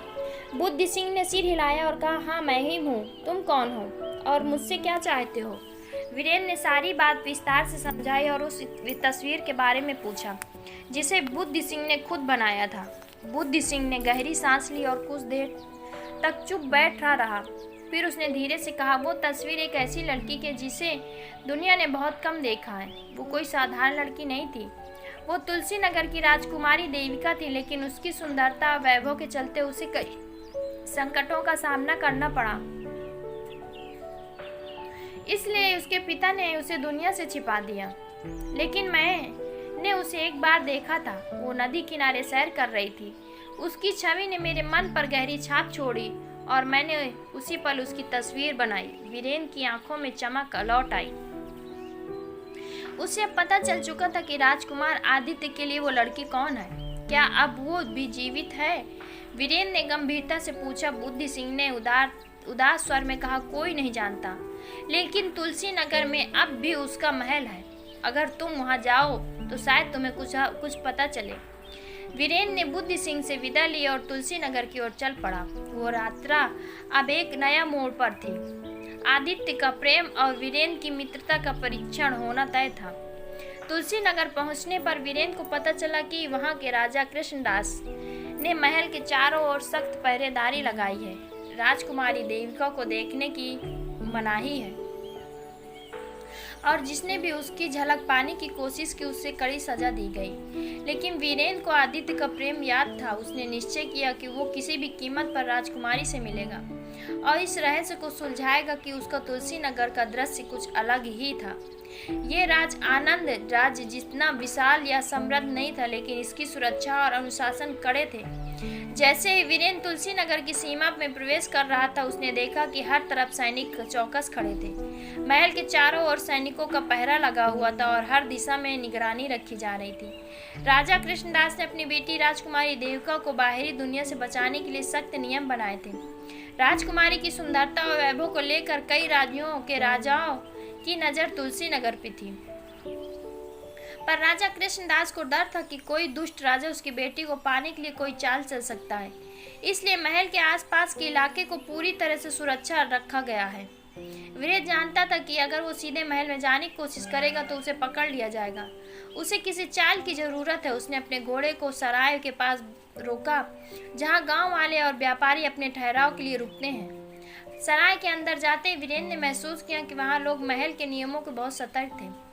कोई तो महल के बारे में ज्यादा बात करने से बच रहा था। वीरेन ने वहां एक बुढ़िया से दोस्ताना ढंग से बात की जो बाजार में चूड़ियां बेचने का काम करती थी। बुढ़िया से बातचीत करते समय वीरेन के दिमाग में एक योजना आई।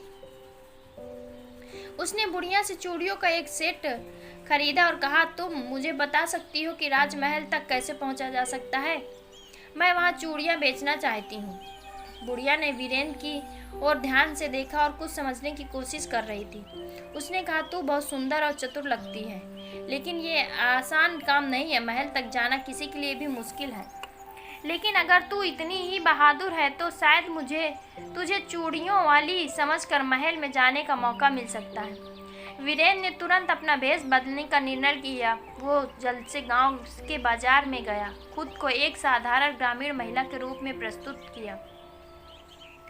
उसने चूड़ी से भरी टोकरी कंधे पर लटकाई और महल की ओर चल पड़ा। महल के पास पहुंचते ही वीरेन ने देखा कि वहां सख्त पहरेदार तैनात थे।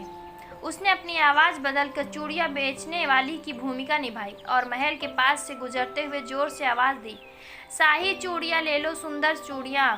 रेशमी हाथों के लिए महल की दीवारों से कुछ दासियां नहीं दी। वीरेन लगातार कई दिनों तक महल के पास आता रहा, अपने नए भेष में चूड़ियां बेचने का नाटक करता रहा। राजमहल की दासियां और सेविकाओं ने धीरे धीरे उसकी चूड़ियां पसंद करना शुरू कर दी। कुछ ही दिनों में उसकी चतुराई रंग लाई। एक दिन महल के अंदर से एक दासी आई और बोली, राजकुमारी देविका ने तुम्हारी चूड़ियों को सुंदरता की चर्चा सुनी है। वो चाहती कि तुम अंदर आओ और उन्हें चूड़ियां दिखाओ। वीरेन का दिल तेजी से धड़कने लगा। उसकी योजना सफल हो रही थी। वो जाना था अब राजकुमारी से मिलने का अवसर उसके सामने था। उसने दासी के साथ महल के अंदर प्रवेश किया, लेकिन साथ ही ये भी जानता था कि अब उसे और भी सतर्क रहना होगा। महल के अंदर का दृश्य बेहद शानदार था। ऊंची दीवारें, सुनहरी सजावट और महंगे कालीन से सजा ये महल अपनी भव्यता के लिए प्रसिद्ध था। वीरेन को अंदर ले जाया गया, जहां उसे राजकुमारी देविका से मिलने का अवसर मिला। राजकुमारी देविका जिसकी सुंदरता के चर्चे दूर दूर तक थे, अपने कमरे में बैठी थी। उनकी आंखों में एक गहरी उदासी थी, लेकिन उनकी सुंदरता को देख वीरेन भी चकित रह गया। वो वही चेहरा था जिसे आदित्य ने तस्वीर में देखा था। उसकी आंखें बड़ी और भावनाओं से भरी हुई। वीरेन ने खुद को संभाला और आदरपूर्वक उनके सामने चूड़ियों की टोकरी खोलकर रख दी। चूड़ियां देखकर राजकुमारी ने वीरेन से धीमे और मधुर स्वर में कहा, ये आपके हाथों के लिए, इन्हें पहनकर आपके हाथ और भी सुंदर लगेंगे। राजकुमारी ने चुपचाप वीरेन की बातें सुनी और फिर अपनी दासियों की वे चूड़ियां छूने, लेकिन अचानक राजकुमारी ने वीरेन की ओर देखा और कहा, तुम्हारी बातें मुझे अलग लगीं। तुम सिर्फ एक चूड़ियां बेचने वाली नहीं लगती, तुम्हारी आवाज़ में कुछ और छिपा है। कौन हो तुम? वीरेन का दिल जोर जोर से धड़कने लगा। वो जानता था कि अगर राजकुमारी को शक हो गया तो उसकी सारी योजनाएं नष्ट हो सकती हैं। उसने फौरन अपने चेहरा और आवाज़ बदलते हुए कहा, राजकुमारी जी, मैं सिर्फ एक चूड़ियां बेचने वाली आपकी सेवा में आकर मेरा जीवन धन्य हो गया। अगर आपको मेरे बारे में कुछ शक है तो मैं तुरंत यहाँ से जा सकती हूँ। लेकिन राजकुमारी ने उसकी बातों को नज़रअंदाज करते हुए कहा, नहीं रुको, मैं कुछ और पूछना चाहती हूँ। तुम रोज़ यहाँ आती हो और तुम्हारे बातों में एक गहराई है। तुम कौन हो और यहाँ क्यों आई हो? वीरेन को अब समझ आ चुका था कि वो राजकुमारी को यूं ही बहका नहीं सकती। उसे अब राजकुमारी के सामने सच बोलने का समय आ गया था। वीरेन ने धीरे धीरे राजकुमारी के सामने अपनी असली पहचान खोलनी शुरू कर दी। उसने पहले आदित्य के बारे में बताया और फिर उस तस्वीर का जिक्र किया जिसे कुएं की दीवार पर देखा था। राजकुमारी देविका, मैं आपके सामने किसी साधारण चूड़ी वाली के रूप में नहीं आया हूँ। मैं रूपनगर का मंत्री पुत्र वीरेंद्र हूँ और मैं आपके बारे में सच जानने के लिए यहाँ आया हूँ। राजकुमारी चौंक गई। उसकी आंखों में हैरानी और डर का मिश्रण था। कौन? आदित्य? उसने पूछा। आदित्य? आनंद राज के राजकुमार? हाँ, वो आपसे प्रेम करते हैं। उस तस्वीर वाली लड़की से विवाह करना चाहते हैं, जो तस्वीर मैंने उस कुएं की दीवार पर देखी थी। जब मैंने ये तस्वीर दिखाई तो वो तुरंत आपसे मिलने की इच्छा जताने लगे। राजकुमारी ने कुछ देर चुपचाप वीरेन की बातें सुनी, फिर उनकी आंखों में आंसू आ गए। तुम्हें नहीं पता वीरेन, मेरा जीवन कितना मुश्किल है। मैं इस महल की दीवारों के पीछे कैद हूँ। मेरे पिता ने मुझे दुनिया से छिपा दिया क्योंकि एक राजा मुझसे विवाह करना चाहता था। राजा रणधीर, जो हमारे राज्य के पड़ोसी थे, मेरी सुंदरता के पीछे पागल है। मेरे पिता को डर है कि अगर उन्होंने उसकी बात नहीं मानी तो वो हमारे राज्य पर हमला कर देगा। वीरेन को अब समझ आ गया कि आदित्य और देविका के मिलने के बीच ये बड़ा खतरा था। वीरेन ने राजकुमारी को दिलासा दिया और कहा, राजकुमारी, आपको चिंता करने की ज़रूरत नहीं है। आदित्य एक वीर और महान राजकुमार है। वो आपकी रक्षा करेंगे। हम उस दुष्ट राजा का सामना करेंगे, लेकिन हमें योजना बनानी होगी। राजकुमारी देविका ने वीरेन की ओर देखा और कहा, आदित्य, तुम सचमुच मुझे मिलने के लिए इतना सब कर सकते हो तो मैं उनसे मिलना चाहती हूँ, लेकिन हमें सावधान होगा। मेरे पिता के सैनिक हर दिशा में नज़र रखते हैं। अगर उन्हें पता चला कि कोई बाहरी व्यक्ति मुझसे मिलने आया है तो वे हमें रोक देंगे। वीरेन ने एक गहरी सांस लेते हुए कहा, हम योजना बनाएंगे। आदित्य से आपका मिलना तय है। लेकिन हमें जल्दी करनी होगी। राजा रणधीर किसी भी समय हमला कर सकता है। वीरेन ने राजकुमारी के साथ मिलकर एक गुप्त योजना बनाई। उसने सोचा कि चांदनी रात में जब महल के पहरेदार थोड़ा लापरवाह हो जाएंगे, वो आदित्य को नदी के किनारे एक छोटी नाव के पास लेकर आएगा। राजकुमारी वहां से महल से बाहर निकल सकेंगी और आदित्य से मिल सकेंगी। राजकुमारी ने वीरेन की योजना पर सहमत जताई और दोनों ने उसी रात मिलने का फैसला किया। अब वीरेन के सामने सबसे बड़ी चुनौती आदित्य को सुरक्षित रूप से राजकुमारी से मिलाने की थी। तुलसी नगर में चांदनी रात में फैली हुई पूरा महल चुपचाप शांत था, लेकिन हवा में एक बेचैनी सी महसूस हो रही थी। राजकुमारी देविका अपने कमरे की खिड़की से बाहर देख रही थी। उनकी आंखों में डर और आशा का मिश्रण था। आज रात वो अपनी कैद से बाहर निकलने वाली थी और पहली बार उस राजकुमार से मिलने वाली थी जिसने उनकी तस्वीर देखकर उसे दिल में अपना लिया। महल के अंदर की गतिविधियों पर ध्यान देते हुए वो बार बार अपनी घड़ी की तरफ देखती रही। समय धीरे धीरे बीत रहा था और उनकी घबराहट बढ़ती जा रही थी। उधर वीरेंद्र रूपनगर के राजकुमार आदित्य को नदी के किनारे मिलने के लिए तैयार कर रहा था। वीरेंद्र ने आदित्य को राजकुमारी देविका के बारे में सारी जानकारी दी थी और ये भी बताया था कि आज रात वे दोनों गुप्त योजना के तहत मिलेंगे। आदित्य, जो अब तक उस तस्वीर वाली लड़की से मिलने की आशा में तड़प रहा था, बहुत उत्साहित था। उसकी आंखों में एक नई चमक थी और दिल में प्यार की लहरें उठ रही थी। वीरेंद्र, आदित्य ने अपने दोस्त से कहा, तुम्हारी वजह से आज मेरा सपना पूरा होने वाला है। मैं उस लड़की से मिलने जा रहा हूँ जो मेरे दिल की धड़कन बन चुकी है। वीरेंद्र ने आदित्य को शांत रहते हुए कहा, मित्र, याद रखना, यह मिलन आसान नहीं होने वाला है। महल के पहरेदार हर जगह फैले हैं और हमें बहुत सावधानी से काम करना होगा। लेकिन अगर हम पकड़े गए, ये प्रेम की जीत होगी। आदित्य ने गंभीरता से सिर हिलाया और वे दोनों महल के पास की नदी की ओर बढ़ गए। नदी किनारे एक छोटी सी नाव पहले ही वीरेंद्र द्वारा तैयार की गई थी। नाव का रंग रात की गहराई में खो चुका था और चांदनी की हल्की सी किरणें पानी पर पड़ रही थी, जिससे वो और भी शांत और रहस्यमयी दिख रहे थे। वीरेंद्र ने नाव को तैयार किया और आदित्य को बैठने का इशारा किया। अब हम महल के सबसे नज़दीक बिंदु तक पहुंचेंगे। वीरेंद्र ने फुसफुसाया, हमें मिलेगी। नाव धीरे धीरे बहती हुई महल की ओर बढ़ी। आदित्य की दिल की धड़कन तेज हो रही थी। ये पहली बार था जब किसी के लिए इतना बेताब महसूस कर रहा था। वीरेंद्र ने नाव को किनारे पर लगाया और इशारा किया, आदित्य अब इंतजार करें। उधर महल में राजकुमारी देविका भी तैयार थी। उनकी दासी, जिससे उनकी मदद की थी, गुप्त रूप से महल के पहरेदार को यह सोचने पर मजबूर कर चुकी थी कि राजकुमारी अपने कक्ष में आराम कर रही हैं। देवी ने अपनी चतुराई से सभी को धोखा दिया था। अब वो चुपचाप महल से निकलने की तैयारी कर रही थी। देवी ने अपनी चूड़ियाँ की खनक को हल्का कर दिया। उनके पैरों की पायल भी उसने उतार दी ताकि कोई उनकी आवाज़ सुन न सके। महल के बगीचे से होते हुए धीरे धीरे नदी के किनारे बढ़ी, जहां आदित्य उनका इंतजार कर रहा था। अब देवी ने आदित्य को पहली बार देखा और उसकी आंखों में थोड़ी देर के लिए ठहर गईं। आदित्य का चेहरा वैसे ही था जैसे उसने सोचा था, साहसी, सुंदर और प्रेम से भरा हुआ। आदित्य ने जब देविका को देखा तो वो स्तब्ध रह गया। वो लड़की जिसकी तस्वीर में इतनी दूर से खींचा था, अब उसके सामने थी।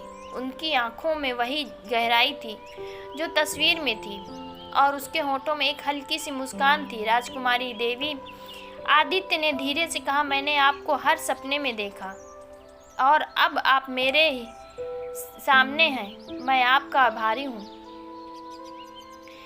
आपने मुझसे मिलने के लिए ये साहस किया। देवी ने आदित्य की ओर देखा और धीरे धीरे से बोली, आपके प्यार ने मुझे हिम्मत दी, लेकिन हमें जल्दबाजी करनी होगी। अगर महल के पहरेदार को पता चल गया तो हम दोनों के लिए मुश्किल खड़ी हो जाएगी।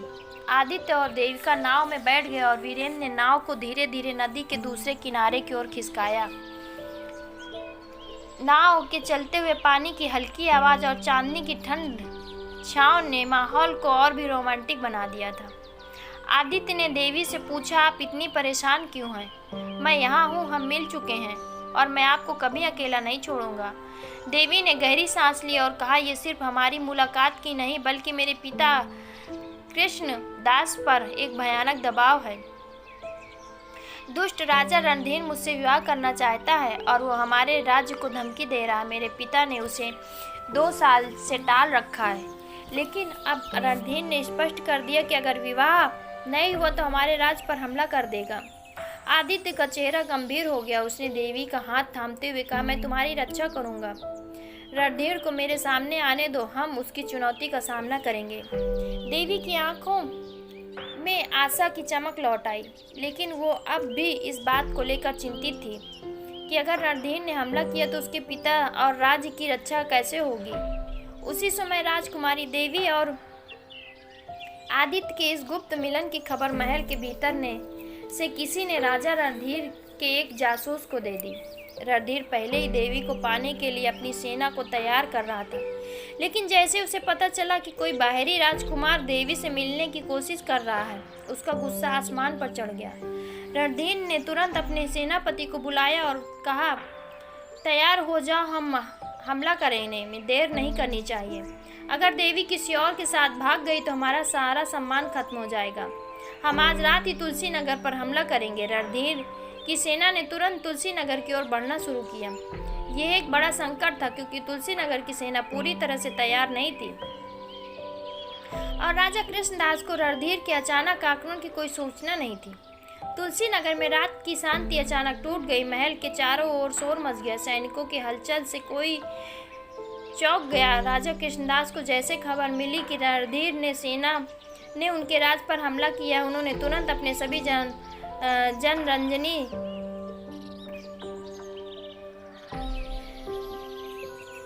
से कहा, हमें तुरंत अपनी सेना को तैयार करना होगा। लेकिन कृष्णदास जानते थे कि उनकी सेना रणधीर की विशाल और शक्तिशाली सेना के मुकाबले कमजोर थी। उनके पास बहुत कम समय था और इस चिंता में थे कि उनकी बेटी देविका को क्या होगा। उधर वीरेंद्र और आदित्य को जैसे ही रणधीर के हमले की खबर मिली, उन्होंने तुरंत तुलसी नगर की ओर लौटने का निश्चय किया।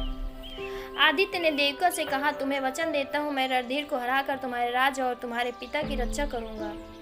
देविका ने आदित्य के साहस को देखकर हिम्मत बधाई और कहा, मैं जानती हूँ कि आप मेरे और मेरे राज्य के लिए लड़ेंगे, मैं आपके साथ हूँ। आदित्य ने वीरेंद्र से कहा, तुरंत राजा कृष्णदास की सहायता करनी चाहिए। रणधीर को हराने के लिए हमें एक बेहतर योजना बनानी होगी। हम अपनी सेना को लेकर तुरंत युद्ध भूमि में जाएंगे। आदित्य वीरेंद्र और देविका के साथ तुलसी नगर की ओर तेजी से वापस लौटने लगे।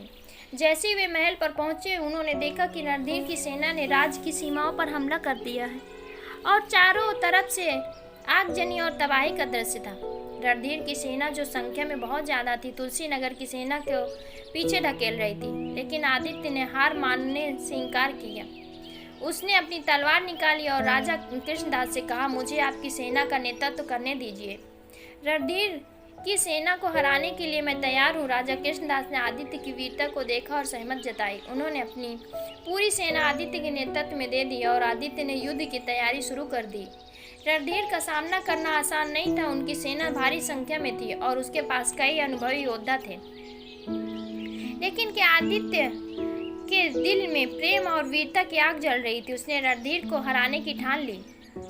तुलसी नगर के चारों ओर अंधकार घिरा हुआ था, लेकिन युद्ध की तैयारी के हलचल से यह अंधकार और भी घना प्रतीत हो रहा था।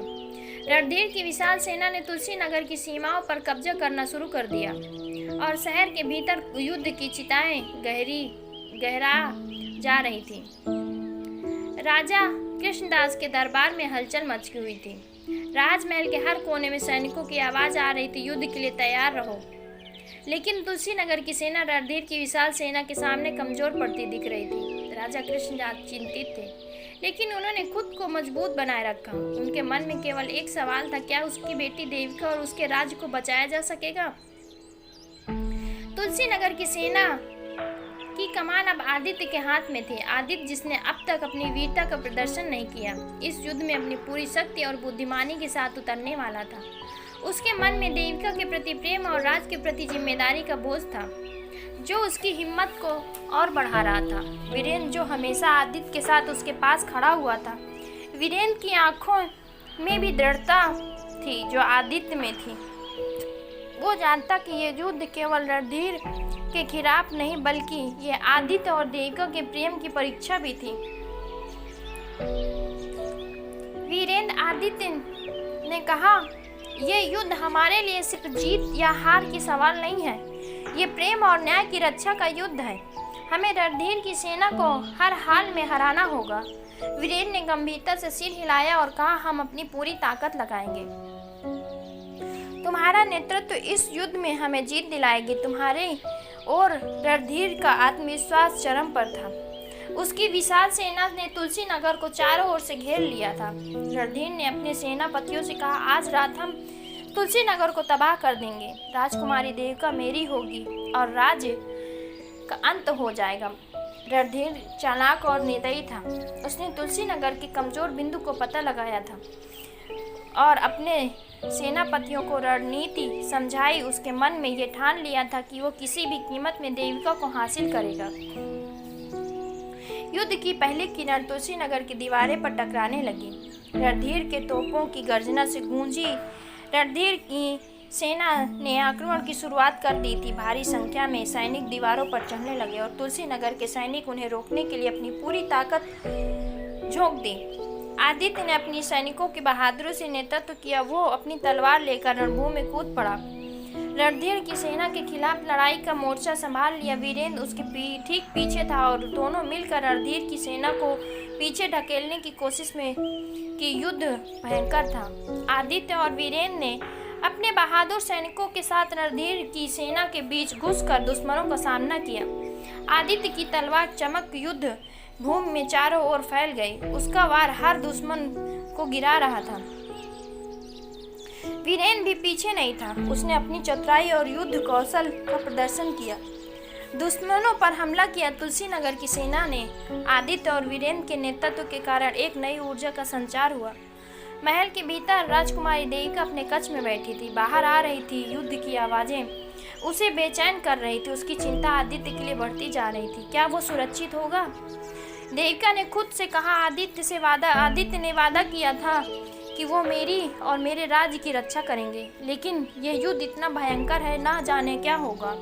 देविका ने अपनी दासी को बुलाया और कहा, मुझे युद्ध की स्थिति के बारे में पता करो, मैं अब इंतजार नहीं कर सकती। दासी ने महल के बाहर जाकर युद्ध की स्थिति की जानकारी ली और वापस आकर देविका को बताया कि आदित्य और वीरेंद्र दोनों रणभूमि में रणधीर की सेना के खिलाफ लड़ाई लड़ रहे हैं। यह सुनकर देविका को थोड़ी राहत मिली, लेकिन उसकी चिंता खत्म नहीं हुई। रणधीर ने अपने मुख्य सेनापति को बुलाया और कहा, अभी तक हमने अपनी पूरी ताकत नहीं लगाई। अब वक्त आ गया है कि हम तुलसी नगर पर अपनी आखिरी हमला करें। अपनी सबसे मजबूत टुकड़ी को भेजो। आज रात इस राज्य का अंत होगा। रणधीर की योजना खतरनाक थी। उसने अपनी सबसे अनुभवी और शक्तिशाली टुकड़ी को युद्ध में उतारा। उसके सैनिक किसी भी कीमत में तुलसी नगर को तबाह करने के लिए तैयार थे। आदित्य, जो अब तक रणधीर की सेना को बहुत बहादुरी से रोक रहा था, अचानक महसूस करने लगा कि रणधीर की सेना और भी ताकतवर होकर हमला कर रही है। वो जानता था कि अब युद्ध और भी खतरनाक हो चुका है। वीरेंद्र, आदित्य ने कहा, यह रणधीर की आखिरी चाल है। हमें हर हाल में इसे रोकना होगा। वीरेंद्र ने गंभीरता से जवाब दिया, तुम्हारा नेतृत्व ही हमें बचा सकता है। आदित्य, हमें रणधीर को मात देने के लिए अपनी चतुराई का इस्तेमाल करना होगा। उसकी सेना हमसे बड़ी है, लेकिन हमारी हिम्मत उससे ज़्यादा बड़ी है। आदित्य ने अपनी सेना को फिर से संगठित किया और दुश्मनों के खिलाफ एक नई रणनीति बनाई। उसने सैनिकों को महल के पास एक गुप्त सुरंग से गुजरने का आदेश दिया। उसने रणधीर की सेना को पीछे से घेरा जा सके। रणधीर की सेना जो महल के दीवार पर हमला कर रही थी, अचानक खुद को चारों ओर से घिरा हुआ पाया। आदित्य की योजना ने काम किया और उसकी सेना ने दुश्मनों को पीछे से धकेलना शुरू कर दिया। युद्ध के बीच में वीरेंद्र को रणधीर की मुख्य टुकड़ी से सामना करना पड़ा। वो आदित्य की सुरक्षा के लिए आगे बढ़ा, लेकिन अचानक उसे एक तीर आकर लग गई। वीरेंद्र घायल हो गया, लेकिन उसने हार नहीं मान ली। आदित्य के लिए अपनी जान दे सकता हूँ, वीरेंद्र ने खुद से कहा। अपने तीर को अपनी छाती से निकाल और दुश्मन से लड़ते हुए आदित्य के पास पहुंचा। आदित्य, वीरेंद्र ने कहा, अब मैं ज़्यादा देर तक नहीं टिक पाऊंगा, लेकिन तुम हार मत मानना। तुम्हें देविका और राज्य की रक्षा करनी है। आदित्य ने वीरेन को संभालते हुए कहा, तुम ऐसा मत कहो वीरेन, हम साथ लड़ेंगे और जीतेंगे। तुम्हें कुछ नहीं होने दूंगा। लेकिन वीरेन की हालत गंभीर थी। उसने आदित्य से कहा, तुम्हें रणधीर को हराना होगा। मैं जानता हूँ कि ये तुम कर सकते हो। मैं तुम्हारे साथ हूँ हमेशा। वीरेन की बातों से आदित्य के दिल में एक नई ऊर्जा का संचार हुआ। उसने रणधीर को हराने की ठान ली और दुश्मनों के बीच घुसकर लड़ाई शुरू कर दी। आदित्य, जो अब रणधीर की सेना के बीच घुस चुका था, रणधीर को खोजने लगा। रणधीर, जो अपने घोड़े पर बैठा था, आदित्य को देखकर चौंक गया। तुम वही राजकुमार हो जिसने मेरी योजनाओं को बिगाड़ने की कोशिश की, रणधीर ने घमंड में कहा। आदित्य ने तलवार निकालते हुए कहा, मैं वो हूँ जिसने तुम्हारी लालच और घमंड को चुनौती दी। देविका तुम्हारी नहीं होगी और ना ही तुम इस राज्य पर कब्जा कर पाओगे। रणधीर ने अपनी तलवार निकाल ली और दोनों के बीच युद्ध शुरू हो गया। आदित्य और रणधीर की तलवारें आपस में टकराई और दोनों के बीच एक दूसरे पर जोरदार हमला किया। रणधीर, जो अपने घमंड में अंधा था, आदित्य की वीरता को कम आंक रहा था, लेकिन आदित्य ने अपनी बुद्धिमानी और युद्ध कौशल का इस्तेमाल करते हुए रणधीर को पराजित कर दिया। रणधीर का घमंड चूर चूर हो चुका था। वो घायल होकर जमीन पर गिर पड़ा। आदित्य ने तलवार उठाते हुए कहा, तुम्हारे आतंक का अंत हो चुका है रणधीर। अब तुम और तुम्हारी सेना कभी तुलसी नगर को नुकसान नहीं पहुंचा पाएगी। रणधीर के हारते ही उसकी सेना में भगदड़ मच गई। तुलसी नगर की सेना में जीत का परचम लहरा दिया। युद्ध समाप्त हो चुका था और तुलसी नगर बच चुका था। राजा कृष्णदास ने आदित्य और वीरेन की वीरता का सराहना की। उन्होंने आदित्य को गले लगाते हुए कहा, तुमने मेरी बेटी और मेरे राज्य को बचाया। मैं तुम्हारा आभारी हूँ। राजकुमारी देविका भी आदित्य की ओर भागी और उसे गले लगा लिया।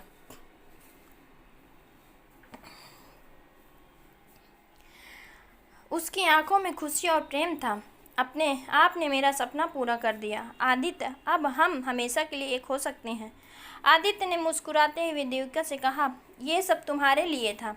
तुम्हारा प्रेम ही मेरी ताकत थी। रणधीर की हार और युद्ध के अंत के बाद तुलसी नगर में एक अलग ही सुकून और शांति का माहौल था। महल की दीवारें कुछ समय पहले युद्ध की आग और तलवारों की आवाज़ से कांप रही थी। तुलसी नगर के राजा कृष्णदास ने पूरे राज्य में आदित्य और वीरेन की बहादुरी का बखान किया। महल के दरबार में एक विशाल उत्सव की तैयारी की जा रही थी, जहां आदित्य और राजकुमारी देविका का विवाह की घोषणा की जानी थी। राजा कृष्णदास ने आदित्य को अपने राज्य रक्षक और अपने परिवार का हिस्सा मान लिया था। दरबार के हर कोने में फूलों की सजावट हो रही थी। सेविकाएं और दासियां विवाह की तैयारी में जुटी थी और राज्य के नागरिक महल के बाहर खड़े होकर इस शुभ अवसर का इंतजार कर रहे थे। सबकी नजरें आदित्य और देविका पर टिकी थी, क्योंकि दोनों का मिलन अब राज्य का सबसे बड़ा पर्व बन चुका था। लेकिन इस खुशी के माहौल में के बीच एक कोना उदासी से भरा था। वीरेन, जो युद्ध से गंभीर रूप से घायल हो गया था, महल के चिकित्सकों की देखरेख में था। आदित्य और देविका की जीत की खुशी तो थी, लेकिन वीरेन की हालत ने उनकी खुशी को थोड़ा मध्यम कर दिया। आदित्य, जो वीरेन का सबसे बड़ा घनिष्ठ मित्र था, उसके पास बैठा था। वीरेन की सांसें धीमी थी, लेकिन उसकी आंखें अभी भी वो चपलता और साहस था। वीरेन, तुमने मेरे लिए बहुत कुछ किया है, आदित्य ने उसके पास बैठकर कहा। तुम्हारे बिना मैं ये सब नहीं कर सकता था।